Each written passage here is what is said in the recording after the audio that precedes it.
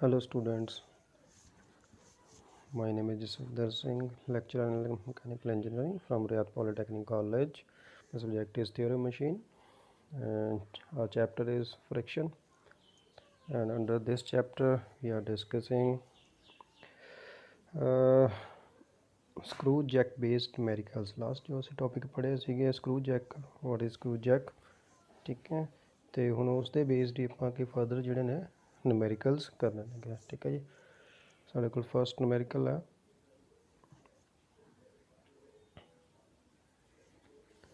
the pitch of 50 mm mean diameter threaded screw of a screw jack is 12.5 mm, ठीक है। ਜਿਹੜਾ ਥਰੂਡ screw Jack ਹੈ, ਠੀਕ ਹੈ, 12.5 mm ਕੀ ਹੈ ਡਾਇਮੀਟਰ, ਡਾਇਮੀਟਰ ਪਿੱਚ ਇਹਦੀ ਕੀ ਹੈ 50 mm ਸੋਰੀ ਪਿੱਚ ਜਿਹੜੀ ਹੈ 12.5 mm ਹੈ ਅਤੇ ਡਾਇਮੀਟਰ ਕੀ ਸਾਡੇ ਕੋਲ 50 mm, okay.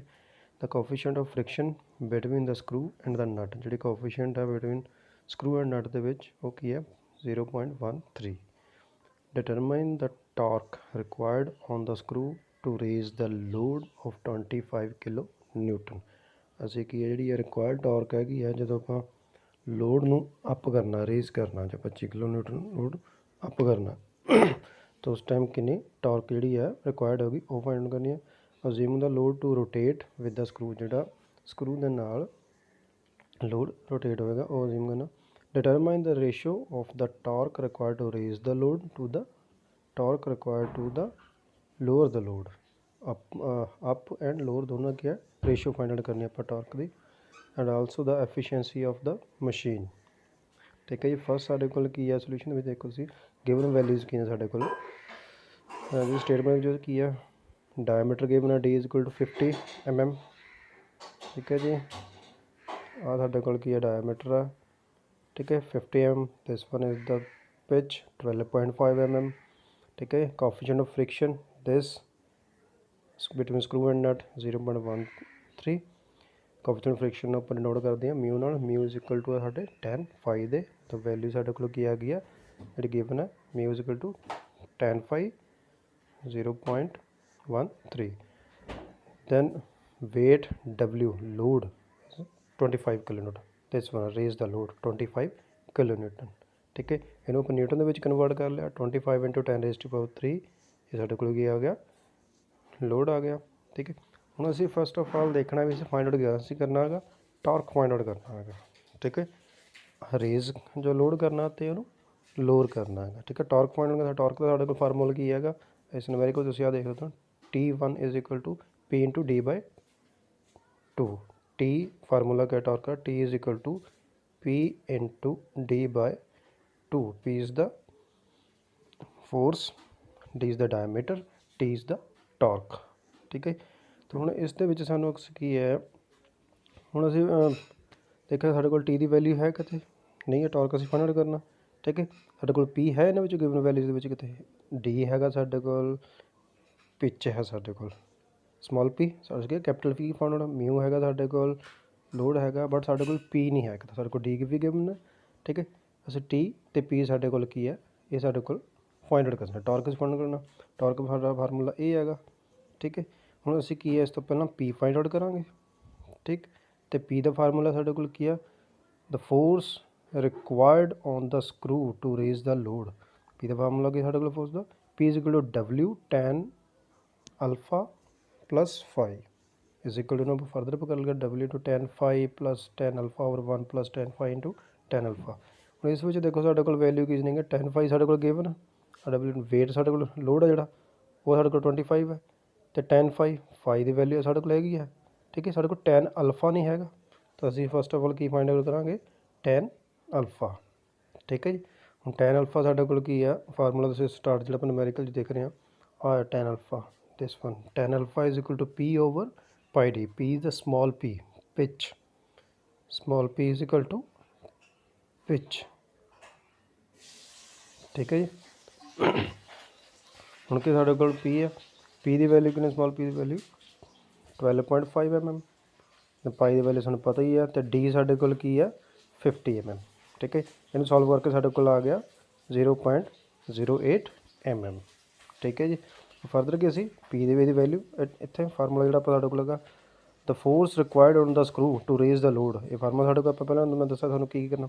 P is equal to W tan alpha plus phi is equal to W tan alpha plus tan phi 1 plus tan phi into tan alpha. ਠੀਕ ਹੈ, ਹੁਣ W value ਸਾਡੇ ਕੋਲ 25 ਇੰਟੂ ਟੈਨ ਰੇਜ਼ ਟੂ 5 ਇਹ value put ਕਰਤੀ ਅਸੀਂ। ਅਤੇ ten ਫਾਈ ਦੀ value ਕਿੰਨੀ ਹੈ 0.013 ਪਲੱਸ ਟੈਨ ਅਲਫਾ ਦੀ ਵੈਲਿਊ ਅਸੀਂ ਇਹ ਫਾਈਂਡ ਆਊਟ ਕੀਤੀ ਹੈ 0.08। ਇਹ ਵੈਲਿਊ ਥੋੜੀ ਅਸੀਂ ਫਿਲ ਕਰਤੀਆਂ। ਫਿਰ ਥੱਲੇ ਇਹ ਮੈਂ ਇੱਥੇ ਮਾਈਨਸ ਲਿਖਿਆ ਹੈ 1 ਪਲੱਸ ਹੈਗਾ ਇਹ ਇੱਥੇ ਜੋ ਮਾਈਨਸ ਹੈ ਇਹ ਕੀ ਹੈ 1 ਪਲੱਸ 0.08 ਇੰਟੂ 0.13। ਸੋਲਵ ਕਰਕੇ ਸਾਡੇ ਕੋਲ ਜਿਹੜਾ ਫਾਰਮੂਲਾ ਦੀ ਵੈਲਿਊ ਆ ਗਈ ਸਾਡੇ ਕੋਲ ਪੀ ਦੀ value P is equal to 5305 newton 5305 newton. Next ਅਸੀਂ ਟਾਰਕ ਫਾਈਂਡ ਕਰਦੇ ਹਾਂ। Torque required on the screw know that the torque required on the screw to raise the load. ਜਦੋਂ ਆਪਾਂ ਲੋਡ ਨੂੰ ਰੇਜ਼ ਕਰਨਾ ਫਾਰਮੂਲਾ ਸਾਡੇ ਕੋਲ ਕੀ ਆ T1 ਫਾਈਂਡ ਕਰ ਆਪਾਂ ਫਸਟ ਟਾਰਕ ਫਾਈਂਡ ਆਊਟ ਕਰ ਦਿੰਦਾ T1 is equal to capital P into D by 2। ਠੀਕ ਹੈ, ਅਸੀਂ ਫਸਟ ਟਾਰਕ ਕੱਢਾਂਗੇ ਆਪਾਂ T1 ਆਪਾਂ ਕਿਉਂ ਕੰਸੀਡਰ ਕੀਤਾ ਕਿਉਂਕਿ ਆਪਾਂ ਇਹਨੂੰ ਲੋਡ ਨੂੰ ਰੇਜ਼ ਕਰ ਰਹੇ ਹਾਂ। ਅਸੀਂ ਜਿਹੜੀ ਆ ਮੇਨਲੀ ਫਾਈਂਡ ਆਊਟ ਕੀ ਕਰਨੀ ਸੀ ਟਾਰਕ ਦੀ ratio torque ratio find out ਕਰਨੀ ਅਸੀਂ। ਠੀਕ ਹੈ, ਉਹਦੀ ਕੀ ਗਿਆ T1 ਓਵਰ T2 ਆਏਗਾ T1 ਅਪਰ T2 ਲੋਅਰ। ਠੀਕ ਹੈ ਜੀ, ਅਸੀਂ ਕੀ ਇਹਦੀ ਰੇਸ਼ੋ ਫਾਈਂਡ ਆਊਟ ਕਰਨੀ ਹੈ। ਠੀਕ ਹੈ, ਹੁਣ ਸਾਡੇ ਕੋਲ ਕੀ ਹੈ T1 ਦਾ ਫਾਰਮੂਲਾ ਆਪਾਂ ਲਿਆ T1 is equal to P into D by 2। P ਅਸੀਂ ਫਾਈਂਡ ਆਊਟ ਕੀਤਾ ਸੀਗਾ 5305 ਡੀ ਦੀ ਵੈਲਿਊ ਕਿੰਨੀ ਹੈ 50 ਡਿਵਾਈਡਡ ਬਾਈ 2 ਜਿਹੜਾ ਕਿ ਤੁਸੀਂ ਆਹ ਦੇਖ ਰਹੇ ਹੋ ਸਾਰੀ ਸਟੇਟਮੈਂਟ। ਠੀਕ ਹੈ, ਇਹਨੂੰ ਸੋਲਵ ਕਰਕੇ ਜਿਹੜੀ ਸਾਡੀ ਵੈਲਿਊ ਆ ਗਈ ਦਿਸ 132,625 ਨਿਊਟਨ ਮਿਲੀਮੀਟਰ। ਠੀਕ ਹੈ, ਅਸੀਂ T1 ਫਾਈਂਡ ਆਊਟ ਕਰ ਲਿਆ। ਇਸੇ ਤਰ੍ਹਾਂ ਅਸੀਂ ਕੀ ratio of the torque required to raise and lower the load to lower the load we know that the force ਹੁਣ ਅਸੀਂ ਇੱਥੇ ਦੇਖਣਾ ਫਿਰ ਉਹੀ ਸਾਰਾ ਕੁਝ ਫਾਰਮੂਲਾ ਇਹ P is equal to W tan ਇੱਥੇ ਉੱਥੇ ਕੀ ਸਾਡੇ ਕੋਲ formula W tan alpha plus phi ਇੱਥੇ ਕੀ W tan alpha ਇੱਥੇ W tan phi minus alpha ਇੱਥੇ ਕੀ ਹੈ ਮਾਈਨਸ ਦੀ ਵੈਲਿਊ ਆ ਗਈ ਇਸ ਕਰਕੇ ਕਿਉਂਕਿ ਲੋਅਰ ਹੋ ਗਿਆ ਤੇ ਮਾਈਨਸ ਹੋ ਰਿਹਾ। ਇਹ ਕੀ ਸਾਡਾ ਕੀ ਸੀਗਾ ਰੇਜ਼ ਹੋ ਰਿਹਾ ਇਸ ਲੋਡ। ਇਹ ਕੀ ਸਾਡੇ ਕੋਲ ਹੋ ਰਿਹਾ ਲੋਡ ਲੋਅਰ ਹੋ ਰਿਹਾ ਹੈਗਾ। ਠੀਕ ਹੈ, ਇੱਥੇ ਫਾਰਮੂਲਾ ਥੋੜਾ ਮਾਈਨਸ ਦੇ ਵਿੱਚ ਆ ਗਿਆ ਨੈਗੇਟਿਵ ਵੈਲਿਊ। ਸੇਮ ਇਧਰ W into tan alpha tan phi minus tan alpha 1 plus tan phi into tan alpha value put ਕਰਤੀ ਹੈ। W ਦੀ ਵੈਲਿਊ ਪੁੱਟ ਕਰਤੀ ਹੈ, ਟੈਨ ਫਾਈ ਦੀ ਵੈਲਿਊ ਪੁੱਟ ਕਰਤੀ ਹੈ, ਟੈਨ ਅਲਫਾ ਦੀ ਵੈਲਿਊ ਪੁੱਟ ਕਰਤੀ ਹੈ 1 ਪਲੱਸ ਇਹਨੇ ten phi into tan alpha ਕਿ ਸਾਡੇ ਕੋਲ ਜਿਹੜੀ ਵੈਲਿਊ ਆ ਗਈ ਦਿਸ 1 ਆ ਗਈ 1237 ਨਿਊਟਨ 1037 ਨਿਊਟਨ। ਠੀਕ ਹੈ, ਹੁਣ ਕਿਸੇ ਅਸੀਂ ਕਰਨਾ ਟਾਰਕ ਦਾ ਫਿਰ ਉਹੀ ਫਾਰਮੂਲਾ। ਠੀਕ ਹੈ, ਪਹਿਲਾਂ T1 ਸੀ ਹੁਣ T2 is equal to P into D by 2। ਹੁਣ P ਸਾਡੇ ਕੋਲ ਕਿੰਨਾ ਆਇਆ ਸੀਗਾ 1237 ਗੁਣਾ 50/2। ਹੁਣ ਸੋਲਵ ਕਰਕੇ ਸਾਡੇ ਕੋਲ ਜਿਹੜੀ ਵੈਲਿਊ ਆ ਗਈ ਉਹ ਕੀ ਹੈ ਇਹ ਵਾਲੀ ਆ ਗਈ ਹੈ 30,905 ਨਿਊਟਨ ਮੀਟਰ। ਹੁਣ ਸਾਡੇ ਕੋਲ T1 ਵੀ ਆ ਗਿਆ ਅਤੇ T2 ਵੀ ਆ ਗਿਆ। ਠੀਕ ਹੈ, ਹੁਣ ਅਸੀਂ ਕੀ ਫਰਦਰ ਕੀ ਕਰਨਾ ਹੈ ਰੇਸ਼ੋ ਕੱਢਣੀ ਹੈ of the torque required T1 over T2।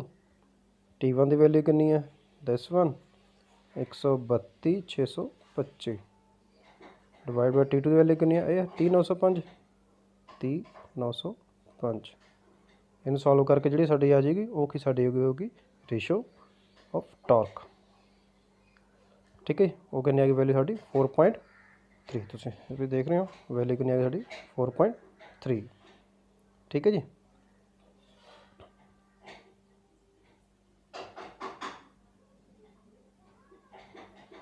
ਹੁਣ ਫਰਦਰ ਕੀ ਆਪਣੇ ਕੋਲ ਸੀ ਇਹਦੇ ਵਿੱਚ ਕੀ ਕਿਹਾ ਹੋਇਆ ਸੀ ਸਾਨੂੰ ਕੇਬਲ ਕੱਢਣਾ ਹੋਇਆ ਐਫੀਸ਼ੀਐਂਸੀ ਫਾਈਂਡ ਆਊਟ ਕਰਨੀ ਆਪਾਂ ਕਿਸ ਦੀ Jack the this one machine ਦੀ ਜਿਹੜੀ ਹੈ ਐਫੀਸ਼ੀਐਂਸੀ ਆਪਾਂ ਫਾਈਂਡ ਆਊਟ ਕਰਨੀ ਹੈ। ਐਫੀਸ਼ੀਐਂਸੀ ਆਫ ਦਾ ਮਸ਼ੀਨ ਜਿਹੜਾ ਈਟਾ ਆ ਦਿਸ ਵਨ ਇਹ ਸਾਡਾ ਕੀ ਆ ਸਿੰਬਲ ਹੈਗਾ ਐਫੀਸ਼ੀਐਂਸੀ ਦਾ। ਠੀਕ ਹੈ, ਇਹਦਾ ਫਾਰਮੂਲਾ ਸਾਡੇ ਕੋਲ ਕਿ ten alpha over ten alpha plus 5 ਇਹਦੇ ਕੋਲ ਸੋਲਵ ਕਰ ਲਿਆ ten alpha formula ten alpha ਨੂੰ ਕੀ ਹੈ। ਠੀਕ ਹੈ, ਨੈਚੁਰਲ ਸੋਲਵ ਕਰ ਲਿਆ ਜਿਹੜਾ a tan a plus b the formula ਲਾਵਾਂਗੇ ਤੇ ਫਰਦਰ ਉੱਪਰ ਚੱਲ ਜਾਏਗਾ। ਠੀਕ ਹੈ, ਇਹ ਉਹਦੇ ਨਾਲ ਕੀ ਹੈ, ਇਹ ਫਾਰਮੂਲਾ ਸਾਡਾ ਬਣ ਜਾਏਗਾ। ਠੀਕ ਹੈ, ਤੇ ਇੱਥੇ ਕੀ ਹੈ, tan alpha ਦੀ value 0.08, 1 minus tan alpha 0.08, tan phi ਦੀ ਵੈਲਿਊ 0.13, tan alpha 0.08 ਪਲੱਸ 0.13। ਇਹਨੂੰ ਸੋਲਵ ਕਰਕੇ ਜਿਹੜਾ ਸਾਡਾ ਫਰਦਰ ਆ ਜਾਏਗਾ ਵੈਲਿਊ ਕੀ ਹੈ 0.377। ਅਤੇ ਇਹਨੂੰ ਆਪਾਂ ਕੀ ਹੈ ਪਰਸੈਂਟੇਜ 'ਤੇ ਲਿਖਣਾ 100 ਨਾਲ ਡਿਵਾਈਡ ਕਰਕੇ ਮਲਟੀਪਲਾਈ ਕਰਕੇ ਜਿਹੜਾ 0.37 ਇਹਨੂੰ ਕਿ ਪਰਸੈਂਟੇਜ ਦੀ ਵੈਲਿਊ ਲਿਖਾਂ ਤਾਂ ਪਰਸੈਂਟੇਜ ਕੋਈ ਵੀ ਐਫੀਸ਼ੀਐਂਸੀ ਫਾਈਂਡ ਕਰਨੀ ਉਹ ਪਰਸੈਂਟੇਜ ਦੇ ਵਿੱਚ ਆਉਂਦੀ ਹੈਗੀ। ਤਾਂ ਵੈਲਿਊ ਆ ਗਈ ਸਾਡੀ 37.7%। ਇਹ ਕੀ ਹੈ ਈਟਾ ਦੀ ਵੈਲਿਊ ਆ ਨੇਮ। ਠੀਕ ਹੈ ਜੀ, ਉਹ ਕੀ ਹੈ ਮਸ਼ੀਨ ਦੀ ਐਫੀਸ਼ੀਐਂਸੀ। ਠੀਕ ਹੈ ਜੀ, ਇਹ ਸੀ ਸਾਡਾ ਸਕਰੂ ਜੈਕ ਤੇ ਨੁਮੈਰੀਕਲ। ਇਹਦੇ ਵਿੱਚ ਫਾਈਂਡ ਕੀਤੀ ਟਾਰਕ ਫਾਈਂਡ ਕੀਤੀ ਅਸੀਂ, ਟਾਰਕ ਦੀ ਰੇਸ਼ੋ ਤੇ efficiency of the machine. So next numerical ਸਾਡੇ ਕੋਲ ਇਸ ਕੀ ਹੈ, the mean diameter of the screw jack having pitch 10 mm is 15 mm diameter. A load of 20 kilonewton is lifted through a distance of 170 mm. Find the work done in lifting the load and the efficiency of the screw jack. Same ਉੱਦਾਂ ਦਾ numerical ਹੀ ਹੈ। ठीक है, little bit difference है। First point की find करना पड़ेगा, load rotates with the screw, and second the load rests on the head। दो point है साढ़े को। ठीक है, which does not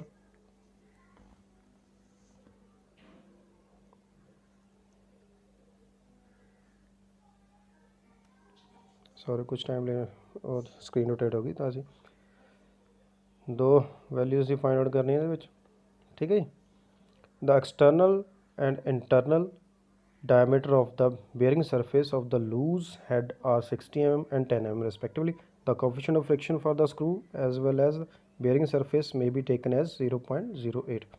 ਹੁਣ ਇਹਦਾ ਆਪਾਂ ਕੀ ਗਿਵਨ ਵੈਲਿਊਜ਼ ਲਿਖ ਲੈਣੀ ਆਪਾਂ। ਸਾਡੇ ਕੋਲ ਗਿਵਨ ਵੈਲਿਊਜ਼ ਕੀ ਨੇ, ਸਾਡੇ ਕੋਲ ਪਿਚ ਆ ਸਾਡੇ ਕੋਲ 10 mm, ਡਾਇਆਮੀਟਰ ਆ 50 mm, ਵੇਟ ਆ ਜਿਹੜਾ 20 ਕਿਲੋ ਨਿਊਟਨ, ਇਹਨੂੰ ਨਿਊਟਨ ਦੇ ਵਿੱਚ ਕਨਵਰਟ ਕਰ ਲਿਆ ਉਹ ਕੀ ਹੈਗਾ ਸਾਡਾ 20 × 10⁻³ ਨਿਊਟਨ। ਤਾਂ ਐਕਸਟਰਨਲ ਡਾਇਆਮੀਟਰ ਹੈ 60 mm, रेडियस 1 हो गया, रेडियस 2 हो गया था 30 mm, इंटरनल है D1 10 mm, रेडियस होगा 5 mm, म्यू की value 10 five is equal to 0.08 mm। ठीक है, ये साढ़े गिवन वैल्यूज़ ने। उस तरह आप फार्म जिमें लास्ट नੁਮੈਰੀਕਲ किया उदा ही देखना भी की फाइंड आउट करना। पर टॉर्क फाइंड आउट करना साढ़े वैल्यू कि गिवन है कि नहीं है। फस्ट असीं tan अल्फा फाइंड आउट करा, tan अल्फा की वैल्यू की है P/πd। ठीक है जी, थोड़ी हो वैल्यू थोड़ी है tan फाई आ जो दिख नहीं रहा है, tan alpha is equal to P/πd। उस लास्ट नੁਮੈਰੀਕਲ लवांगे। ठीक है जी, तो πd की वैल्यू कितनी है, पी पिच कितनी साढ़े को 10 mm, 10/π की वैल्यू इंटू 50 डायमीटर है। इन्हू सॉल्व करके साढ़े को जी वैल्यू आ गई वो है दिस वन 0.0637। फिर क्या force required at the circumference of the screw, lift the load. मैं कहूँ क्या रेज करना लोड में, तो फार्मूला साढ़े को यही है P is equal to W tan alpha plus phi equal to solve करके W tan alpha plus tan alpha tan phi की वैल्यू पुट कर दी, वो की है साढ़े को P की वैल्यू फाइंड आउट होगी 2890 न्यूटन। ठीक है, फिर torque required to overcome friction at screw. हम कि साढ़े किसी टॉर्क फाइंड आउट करनी है।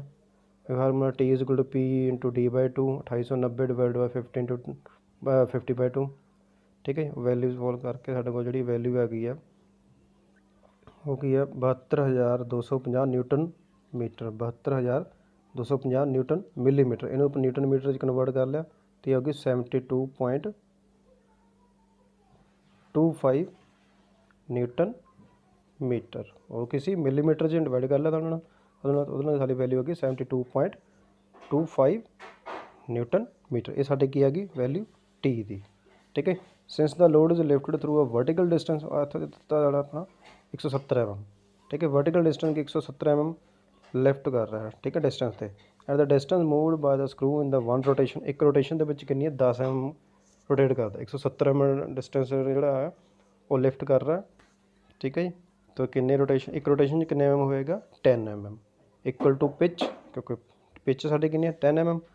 ठीक है, तो 10 mm तो therefore the number of rotations by the screw n is equal to 170, 170 mm distance है डिवाइडेड बाय 10। तो रेशो करके आ जी साड़ी n की वैल्यू आ गई साड़ी 17। ठीक है जी, नैक्सट है फर्स्ट पॉइंट साडा, when the load rotates with the screw.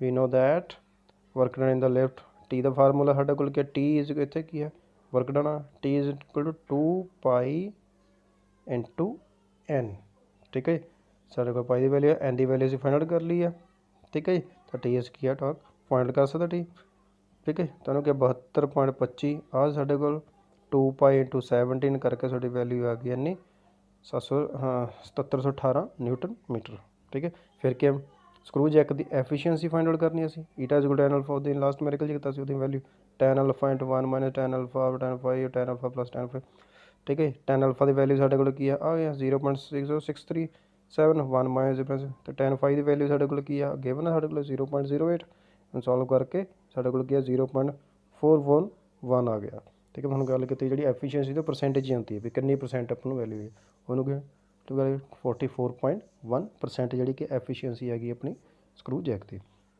ਫਿਰ ਸੈਕੰਡ ਸਾਡੇ ਕੋਲ ਕਿ when the load does not rotate with the screw ਇੱਥੇ ਕੀ ਆ ਲੋਡ ਰੋਟੇਟ ਕਰ ਰਿਹਾ ਸਕਰੂ ਦੇ ਇੱਥੇ ਕੀ ਰੋਡ ਜਿਹੜਾ ਲੋਡ ਆ ਰੋਟੇਟ ਨਹੀਂ ਕਰ ਰਿਹਾ ਸਕਰੂ ਨਾਲ ਠੀਕ ਹੈ ਜੀ we know that mean radius of the bearing surface r is equal to mean radius ਸਾਡੇ ਕੋਲ ਕੀ ਵੈਲਿਊ ਗਿਵਨ ਨਹੀਂ ਆ r1 ਦੀ ਵੈਲਿਊ ਗਿਵਨ ਆ ਤੇ r2 ਦੀ ਵੈਲਿਊ ਆ ਗਿਵਨ ਹੈ ਇਹ ਕਿ ਟੋਟਲ mean radius ਕੀ ਹੋ ਗਿਆ r is equal to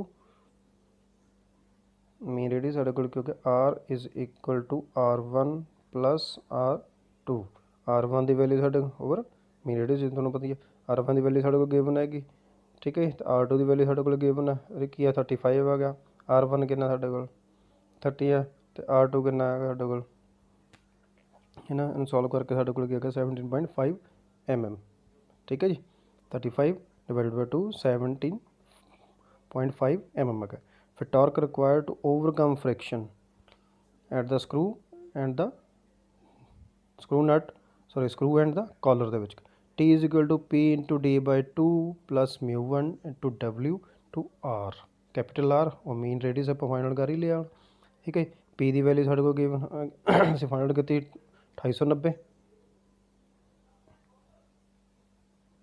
P the value ਅਸੀਂ ਇਹ ਫਾਈਂਡ ਆਊਟ ਕੀਤੀ ਹੋਈ ਹੈ ਦਿਸ ਵਨ ਠੀਕ ਹੈ ਜੀ ਤੇ R ਦੀ वैल्यू ਅਸੀਂ ਇਹ ਫਾਈਂਡ ਆਊਟ ਕੀਤੀ ਹੋਈ ਹੈ ਠੀਕ ਹੈ ਪਲੱਸ ਮਿਊ ਦੀ वैल्यू ਸਾਡੇ ਕੋਲ ਹੈਗੀ ਆਲਰੇਡੀ ਪਹਿਲਾਂ 0.08 ਤੇ W ਸਾਡੇ ਕੋਲ ਹੈਗਾ ਆ ਦਿਸ ਵਨ ਠੀਕ ਹੈ ਤੇ R ਅਸੀਂ ਹੈਗੀ ਆ ਠੀਕ ਹੈ ਇਹਨੂੰ ਕੀ ਹੈ ਸਾਰਾ ਫਾਰਮੂਲਾ ਇਸ ਫਾਰਮੂਲੇ ਵਿੱਚ ਅਸੀਂ ਪੁੱਟ ਕਰ ਦਿੰਦੇ T is equal to P into D by 2 plus mu1 W R ਠੀਕ ਹੈ ਤੇ ਵੈਲਿਊ ਕਿ 2890 ਗੁਣਾ 50/2 ਪਲੱਸ 0.8 ਇੰਟੂ 20 ਇੰਟੂ 10 ਤੇ 17.5 ਇਹਨੂੰ ਸੋਲਵ ਕਰਕੇ ਸਾਡੀ ਵੈਲਿਊ ਹੋ ਗਈ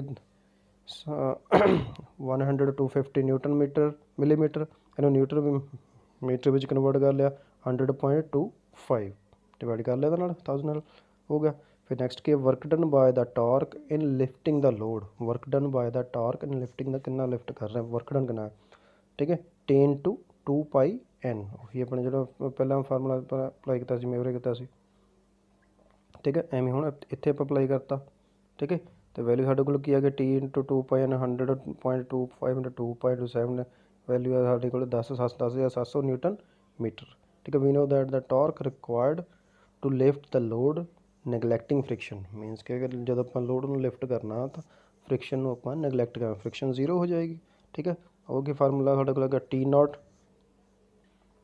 ਠੀਕ ਹੈ ਜੀ ਸਾਡੇ ਕੋਲ ਫਾਰਮੂਲਾ ਕੀ ਆ ਜਾਏਗਾ T0 ਆਪਾਂ ਫ੍ਰਿਕਸ਼ਨ ਨੂੰ ਕੰਸੀਡਰ ਨਹੀਂ ਕਰ ਰਹੇ ਤਾਂ ਕਿ ਫਾਰਮੂਲਾ T0 0 ਹੋ ਗਈ ਮਤਲਬ ਠੀਕ ਹੈ P0 ਮਤਲਬ ਜਾਂ P0 ਇੰਟੂ D/2 ਇਹ ਸਾਡਾ ਕੀ ਆ ਟਾਰਕ ਦਾ ਫਾਰਮੂਲਾ ਠੀਕ ਹੈ ਇੱਥੇ ਕੀ ਆ ਫ੍ਰਿਕਸ਼ਨ ਆਪਾਂ ਨੈਗਲੈਕਟ ਕੀਤੀ ਹੈ ਠੀਕ ਹੈ ਜੀ ਤਾਂ P0 ਦੀ ਵੈਲਿਊ ਕਿੰਨੀ ਸਾਡੇ ਕੋਲ ਇਹਨੂੰ ਆਪਾਂ ਫਰਦਰ ਕੀ ਆ W ਦੀ ਫਾਰਮ 'ਚ ਲਿਖ ਦਾਂਗੇ W tan P ਦੀ ਵੈਲਿਊ ਜਿਹੜੀ ਆ tan alpha into D/2 W ਦੀ ਵੈਲਿਊ ਸਾਡੇ ਕੋਲ ਹੈਗੀ ਆ ਠੀਕ ਹੈ ਜੀ W ਵੈਲਿਊ ਕਿੰਨੀ ਸਾਡੇ ਕੋਲ 20 ਵਾਲੀ ਆਹ ਠੀਕ ਹੈ 20 ਇੰਟੂ 10 ਦੀ ਪਾਵਰ 3 tan ਅਲਫਾ ਦੀ ਵੈਲਿਊ ਸਾਡੇ ਕੋਲ ਕੀ ਹੈ 0.0637 ਇੰਟੂ D/2 ਕਿੰਨਾ 50/2 ਠੀਕ ਹੈ ਹੁਣ ਸੋਲਵ ਕਰਕੇ ਸਾਡੀ ਜਿਹੜੀ ਵੈਲਿਊ ਆ ਗਈ ਉਹ ਕਿ ਸਾਡੀ ਇਹ ਆ ਗਈ ਤੁਸੀਂ ਦੇਖ ਰਹੇ ਹੋ ਆ ਗਈ 31850 ਨਿਊਟਨ ਮਿਲੀਮੀਟਰ ਇਹਨੂੰ ਆਪਾਂ ਨਿਊਟਨ ਮੀਟਰ 'ਚ ਕਨਵਰਟ ਕਰ ਲਿਆ 31.85 ਨਿਊਟਨ ਮੀਟਰ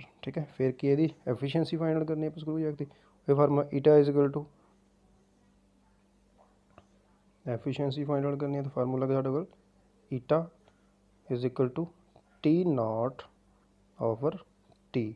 ਹੁਣ टी नॉट की वैल्यू साढ़े कोल की है दिस वन 31.85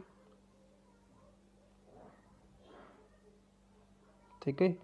तो टी की वैल्यू साढ़े कोल कितनी हैगी है आप फाइंड आउट की ते आह 100.25 आ की आप 100.25 सॉल्व करके साड़ी जी वैल्यू आ गई वो आ गई 0.318 0.318 इनू आप परसेंटेज कन्वर्ट करता ठीक है मल्टीप्लाई करता ना 100 उसमें की होगा साड़ी वैल्यू आ गई 31.8% ठीक है जी।